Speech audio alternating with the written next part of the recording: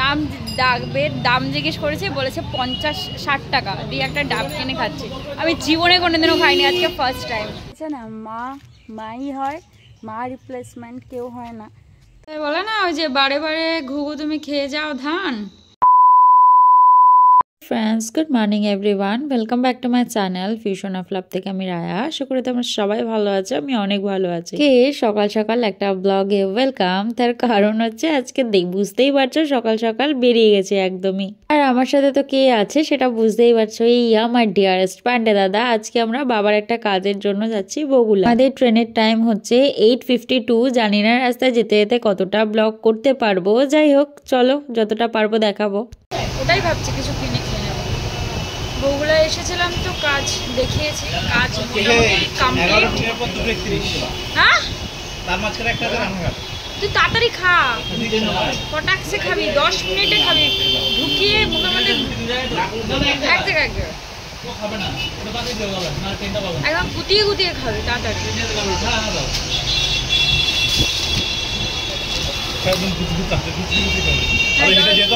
যত তাড়াতাড়ি খেতে পারি তত তাড়াতাড়ি ভালো। ও এখন রুটি নিয়েছে, রুটির সাথে ডিম নিয়েছে।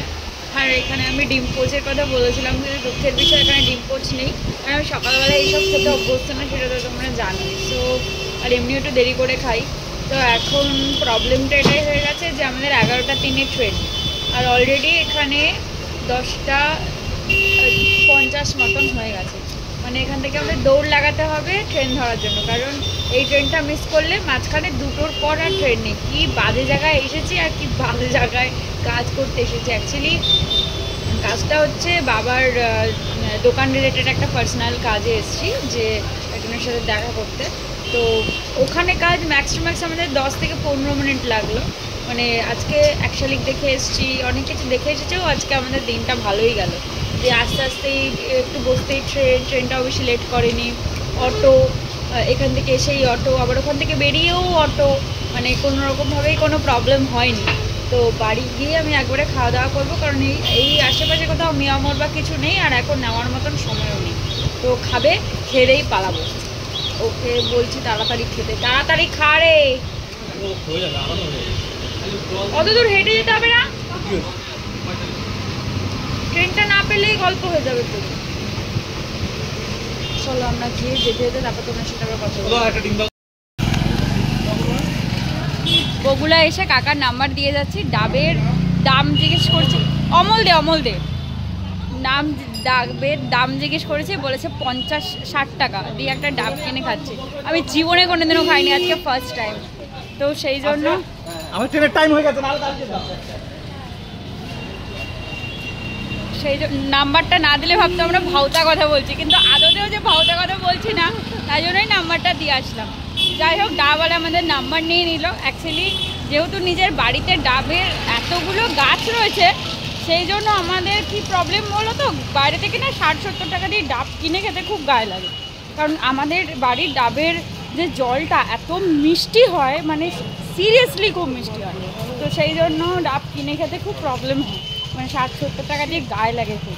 তো যাই হোক, কিছু করার নেই, বাইরে আমার সকাল থেকে কিছু না খাওয়া, তাই জন্য ভাবলাম ডাবটাই খাই। তো চলো, মোটামুটি স্টেশনের কাছাকাছি চলে এসেছি, ট্রেন একদম কাছে। তো এবার দৌড়াতে হবে। আমরা স্টেশনে চলে এসেছি, দাঁড়িয়ে আছি ট্রেনের অপেক্ষায়, আর ট্রেন এক্ষুনি ঢুকবে। আজকে আমাদের জার্নিটা এত ভালো হয়েছে, যখন আমরা আজকে আসছিলাম তখনও ট্রেনে কোনো ভিড় নেই, বসে আসতে পেরেছি, মানে শুয়ে আসতে পেরেছি, গড়ের মাঠের মতো বলতে পারো। তবে এখান থেকে যেতে একটু অসুবিধা হবে, কিন্তু বসার জায়গা পেয়ে যাবো মেবি, কারণ গেদেটা একদমই সামনে। আর স্টেশনে দেখতেই পাচ্ছ কত লোকজন। এটা বগুলা স্টেশনটা অনেকটা বড়, কিন্তু জানো তো এখানকার কমিউনিকেশন গ্যাপটা এতটাই বাজে, অনেকক্ষণ পরপর ট্রেন, তাই একটু প্রবলেম হয় আর কি, আর কিছুই না।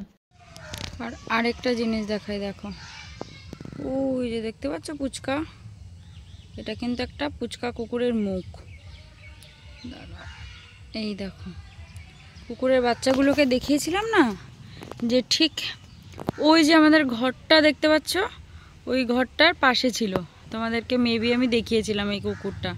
কিন্তু এখন সে মানে কোনো কুকুর ঢুকেছিল, সে তার বাচ্চাদের সেভ করে নিয়ে এসে এই যে এর ভেতরে রেখেছে। ওই দেখো, এটা একটা পুচকার মুখ দেখা যাচ্ছে আর বাকিগুলো সব ভেতরেই রয়েছে। একটা কথা আছে না, মাই হয়, মা রিপ্লেসমেন্ট কেউ হয় না। তো সবার ক্ষেত্রেই সেটা সত্যি, মাই হয়, মায়ের রিপ্লেসমেন্ট কেউ হয় না। তার কারণ এই কুকুরটাই তার প্রমাণ। দেখো, আমরা মানুষরা তো আলাদা হই, কিন্তু কুকুররাও যে মানে ওরা তো আরও প্রভুভক্ত হয়। বা যাই হোক, বাচ্চা যে সবার কাছে কতটা নেসেসারি, মা যে একটা বাচ্চাকে প্রোটেক্ট করতে পারে কত রকমভাবে, এটাই তার প্রমাণ। কোথায় নিয়ে রেখেছে, একটা ফ্রিলি স্পেসে ছিল, ওকে নিয়ে কোথায় রেখেছে তুমি ভাবো, যে অন্য কুকুর যেন ঢুকতে না পারে, বাচ্চাগুলোকে যেন কোনো রকম কিছু করতে না পারে, অ্যাটাক করতে না পারে। এটাই মা। তাই সবসময় যেন মায়ের রিপ্লেসমেন্ট কিছু হয় না, কখনোর জন্য কিছু হয় না। কে জানি না কেন মা কিছু মনে করে পুরো বাড়িটাকে একটু মোমবাতি লাগিয়েছিল, আমাকে বলেছিল লাগানোর জন্য, কিন্তু ওই যে আমি এই তোমাদের সাথে গল্প টল্প করে গিয়ে না ঘরে গিয়ে একটু শুয়ে পড়েছিলাম, তাই আমার আর এখানে এসে মার সাথে হেল্প করা হয়নি। আর আমি যখন উঠলাম তখন দেখলাম মার অলরেডি লাগানো হয়ে গেছে। শুধু লাগানো হয়নি, জ্বালানোও হয়ে গেছে। আমাকে মাই ডেকে তুললো, জানো তো, বললো যা গিয়ে তোর ফ্রেন্ডসদের একটু দেখা। আমি এত সুন্দর করে মোমবাতি দিয়ে পুরো বাড়িটাকে সাজালাম, তুই একটু সবাইকে দেখাবি না? তো আমি বললাম ঠিক আছে চলো, কেনই না। চলো তোমাদের রাস্তার ওপার থেকে আমাদের বাড়িটাকে একবার দেখাই, কারণ রাস্তার ওপারে না গেলে না আমাদের বাড়িটাকে ঠিকভাবে বোঝানো যায় না। এবার তোমরাই দেখে বলো তো কেমন লাগছে, সুন্দর লাগছে না? দেখো কত সুন্দর লাগছে এখানটা দেখতে। চিলি পুরো নিচটাতে মা লাগিয়েছে, আর ওই পোর্শনটাতে, লেফট পোর্শনটাতে ছোট মা লাগিয়েছে, আর রাইট পোর্শনটাতে মেজো মা লাগিয়েছে। সো পুরো বাড়িটাই হয়ে গেল। কত সুন্দর লাগছে না দেখতে? এখানে আমার ছোট থেকে বড় হওয়া অনেক মেমরিজ, আমার একটা রাজপ্রাসাদ বলতে পারো। বলে না, ওই যে বারে বারে ঘুঘু তুমি খেয়ে যাও ধান, এই যে ফাত পেতেছে, এই ফাতে সে ধরা পড়েছে। তার বাচ্চাটা ধরা পড়েনি, সে ধরা পড়েছে। এই দেখো তার তর্পা তর্পি, দেখো এই যে তার তর্পা তর্পিতে। এই যে রুটি দেওয়া হয়েছিল, দেখিয়েছিলাম না, রুটিতে দেওয়া হয়েছিল, যায় ওই দেখো, ওই দেখো, ওই দেখো, ফোকাস নিতে পারছে না ঠিকঠাকভাবে। দেখো ওকে, দেখো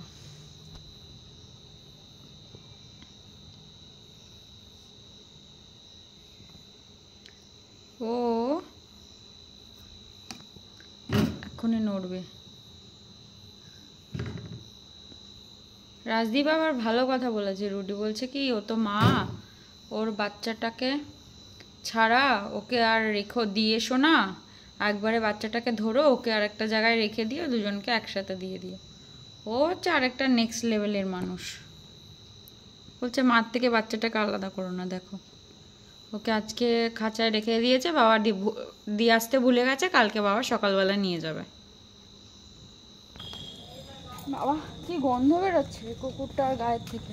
চলো এখন আর বেরোচ্ছি, আমি আর মা মিলে যাচ্ছি একটু মামার বাড়িতে, কারণ বিজয়া সারা হয়নি। আজকে বিজয়া সারতে যাচ্ছি, কারণ আমার টাইমের জন্য যাওয়া হচ্ছিল না। তো যেহেতু মামা বাড়ি যাচ্ছি, আর মামা বাড়ি যাচ্ছি বলে না, বিজয়া করতে যাচ্ছি বলে একটু ট্র্যাডিশনাল পড়া আর কি। তো চলো রাস্তায় যেতে যেতে যদি পসিবল হয় দেন কথা বলবো। এই মামার বাড়িতে এসেছি বিজয়া করতে, অথচ মামি নেই, মামা তো নেই, মামা তো কাজে গেছে, কাজ থেকে এখনও আসেনি। আর মামি গেছে মামির বোনের বাড়িতে, সেখান থেকে এখনও আসেনি, মানে জয়নগর। তো মামার বাড়িতে মানে প্রবলেমটা হয়েছে, যে কারণে আসলাম সেটা আর হলোই না। তবে বাইরে থেকে তোমাদের একটু কিছু জিনিস দেখাই, দাঁড়াও।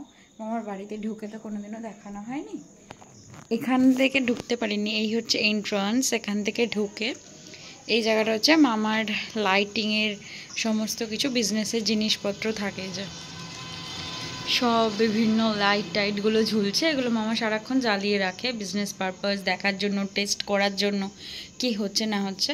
আর এটা বলতে পারো মামাদের একটা ছোট্ট করিডোরটা, মানে একটা ছোট্ট মানে করিডোর টাইপসের। আর এই ব্যাপারটা আগে এই পাশটা ছিল, এখন এখানটা ফাঁকা হয়ে এই জিনিসটা পুরোপুরি গিয়ে দাঁড়িয়েছে এখানটা। তো এই হলো, এবার ঢুকি আমরা ঘরের এন্ট্রান্স। ঘরে ঢুকে এই হচ্ছে মামির ঘর। এইটা হচ্ছে মামি, এই ঘরটা পুরো নতুন পেইন্ট করিয়েছে, নতুন। এই হচ্ছে মামির এন্ট্রান্সে ঢোকা, এই যে মামির বেড, তারপরে কি কেউ নেই, এই জন্য সব কিছু ফাঁকা। আর এই পর্দাগুলো দেখে চিনতে পারছো? মেবি চিনতে পারছো, সেম সেম পর্দা। এদিকে একটা উইন্ডো, এদিকে একটা উইন্ডো। এখানে মামি আবার ওই পর্দার যে কাপড় বেঁচেছিল সেখানে মামি টি টেবিলে রেখে দিয়েছে। এখানে দুটো চেয়ার, এখানে টিভি, মামার এখানে একটা বক্স, এই আর দরজাটা তো দেখালামই। আর এখানে মামিদের কিছু ফটোজ রয়েছে, মামা মামির এই যে, আর মামির এটা দিদির মেয়ে, ও তাদের মানে বোনের মেয়ে, সরি, তাদের আর ফটো ফ্রেম। আর এখানে দিদুনের একটা ছোট্ট ওয়ার্ড্রপ টাইপসের আছে, সেখানে মামির বাসনপত্র রাখা। দেন এখানে মামার আর মামির একটা নিজস্ব ওয়ার্ড্রপ আছে। দেন মামির এটা বিয়ের ড্রেসিং টেবিল, দাঁড়াও দেখাবো তোমাদেরকে। এই যে বিয়ের ড্রেসিং টেবিল, সেখানেও দেখো পর্দার কাপড় বেঁচেছে, সেটাকে পুরোপুরি ইউটিলাইজ করেছে।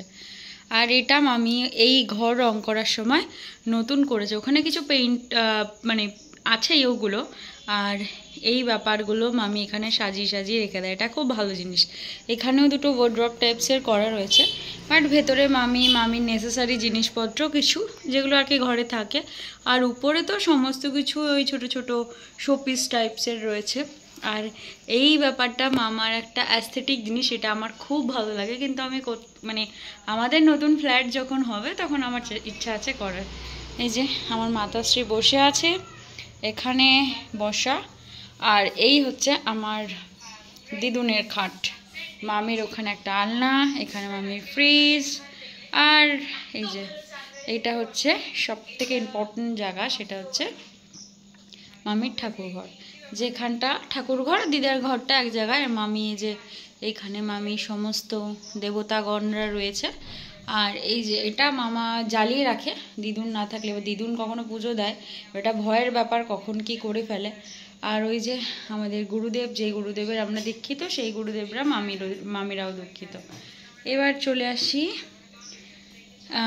মামির এখানটা একটা অনেক দিনের পুরনো পেইন্ট আছে, সেটা আগে ওই ঘরটাতে ছিল, এখন সেটা এই ঘরটাতে আছে। এরপর চলে যায় এই ঘরটাতে, এটা হচ্ছে মামির কিচেন। আর এখান থেকে উঠে গিয়ে মামির ছাদ, সেটা কখনো আমি পরে দেখাবো। এইখানটাতে মামির এই টেবিলটা মামি রিসেন্টলি কিনেছে, এই ডাইনিং টেবিলটা, এটা রিসেন্টলি কেনা। আর এখানটা মামির টুকটাক জিনিসপত্রগুলো রয়েছে আর কি, মিটকেস টাইপসের, তারপর বাসনের র্যাক, ইন্ডাকশান, তারপর এটাও নতুন কেনা মামির ফিল্টার মানে অ্যাকোয়াগার্ড, গ্যাস ট্যাস এটা রাখা, এখানে বেসিন, দেন এর ভেতরে ওয়াশরুম। আমার ঘরের হোম ট্যুর তো তোমাদের এখনও শেয়ার করা হয়নি, শেয়ার করব। আমার ফ্ল্যাটের হোম ট্যুর তোমাদেরকে শেয়ার করা হয়েছে, তোমাদেরকে আমার ওই বাড়ির হোম ট্যুরও শেয়ার করা হয়নি, এই বাড়ির হোম ট্যুরও শেয়ার করা হয়নি। কোনো একদিন দুই বাড়ির হোম ট্যুরই শেয়ার করবো, হয়তো ভেঙে ভেঙে তোমরা সব ঘরই দেখেছো, কিন্তু হোম ট্যুরটা শেয়ার করা হয়নি। দুটো বাড়ির হোম ট্যুর কোনো একদিন শেয়ার করব, বুঝতে পেরেছো? তাহলে ভালোই লাগবে। তো চলো এবার একটু বসি, আসার সময় ফুচকা খেয়ে এসছি জানো, আর মিষ্টি নিয়ে এসছি। হলো প্রসাদটা খাই, নালে দিদুনের আবার মন ভরবে না। আর আজকের মতো এখানেই শেষ করছি, এখান থেকে শেষ করছি। তোমরা ভালো থেকো, সুস্থ থেকো, সাবধানে থেকো। সবাইকে ভালো রেখো, সুস্থ রেখো, সাবধানে রেখো। পুরো ভিডিও ভালো লাগলে লাইক করে দিও, কমেন্ট করে কেমন লাগলো জানিও, সাবস্ক্রাইব করে পাশে থেকো।